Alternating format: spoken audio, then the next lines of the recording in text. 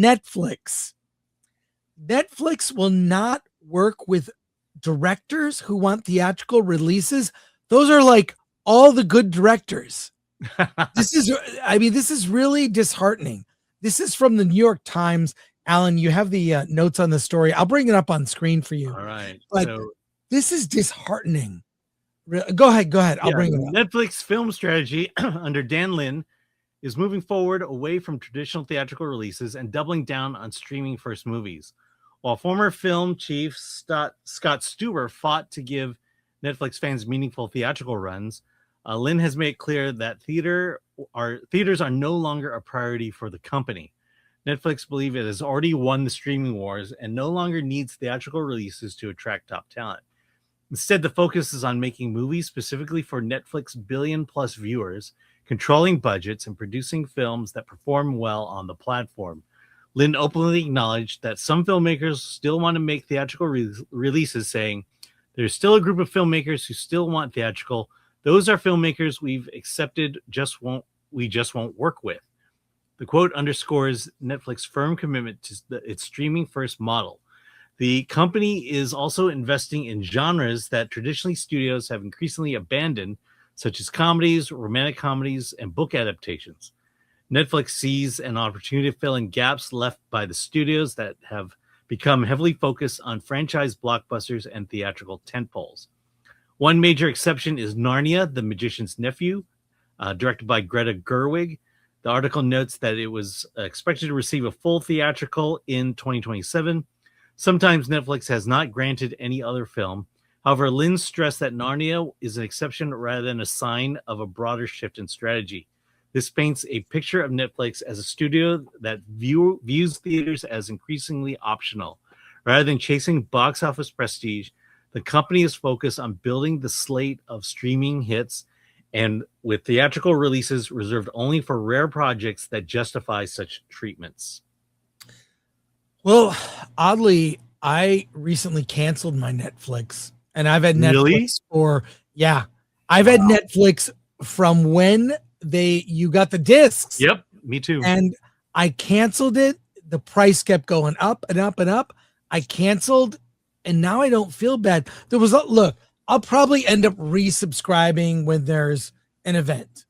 And like you can't deny that Netflix doesn't have really quality content, like, live events. They're getting more and more into live events, comedy specials and roasts. There's always something very good. Yeah. Let's not forget, Is It Cake? Is It Cake? Mm-hmm. Yeah. I mean, I'd like to see that as a horror film. Is It Cake? And then you cut into it. It's actually a person. That would be terrible. Okay. That'd be terrible. But I mean, I've been a customer from the very beginning, and it was about a month ago I just said I'm good after I watched that Sacha Baron Cohen movie, Ladies First. Oh my god, that was awful. I thought, well, that's the end of that. But this is disheartening because clearly Netflix has good taste with the people they want to work with. Guillermo del Toro last year with Frankenstein, among so many others. But they really, if they just made a commitment to theatrical, they'd have so many more people wanting to work with them. I mean, I'm glad to see that what it is now is that they're bowing to pressure. Chris Nolan will never do anything with Netflix, period. Full stop. And this is them drawing a line in the sand saying, look, this is our business model. We are number one in that category for that reason, but it's killing theatrical. What I'm encouraged by is that there's a new audience. Your Gen Z and younger people that want to go to the theater. They want that tactile in-person experiences.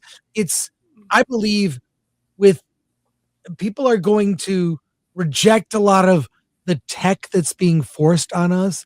I love seeing the AI speakers get booed at colleges. I love it. I could watch that all day. And I love that Backrooms is packed. Obsession is doing well. And Gen Z is making movies, for themselves. and they're doing well. We've got a story related to that, but Alan, what do you think? Well, I mean, I'll only say that at least they've finally come out and said it. Yeah, A lot of speculation as to whether this was really true. I kept telling people it's absolutely true. I've had directors of a famous series on Netflix. That director told me it would never. It's just not in the cards for Netflix. You're not going to get theatrical, and the only time you get theatrical is award season, and only at the Egyptian Theater down in Hollywood.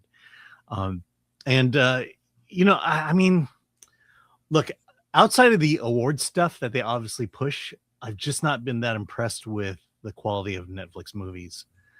They just don't feel, even on the screen, cinematic, and the stories just don't feel like they're worthy of really. Oh, I need to have Netflix to have this. Trains is something that they bought from Sundance. right. I mean, that's how they're going to get their awards movies now. It's these movies that come out of Sundance and other festivals that no one picks up, and you can at least say they have an eye for that, for a movie that might do well. But the saddest example is Frankenstein. Yeah. Can you imagine how? I mean, I have to believe it would have been so much better during award season had it actually had a theatrical release than just going to I mean, that was a movie you had to see on the big screen, and it just pained me. Well, I'll say the only time I've seen Frankenstein was on the big screen, and I think I'm going to keep it that way.